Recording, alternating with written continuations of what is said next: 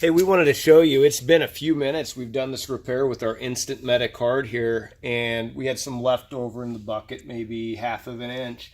And you can tell when it's starting to set up, and it's turned white, okay, or a kind of a creamy color.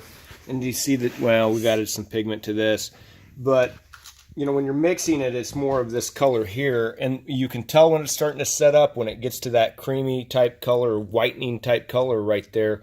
When it starts to do that, it's done, and it needs to be where it needs to be. It's already kicking over, but it's a very rapid setting repair product, so we just thought we would show you what it looks like as it's setting up. Again, it's just been minutes.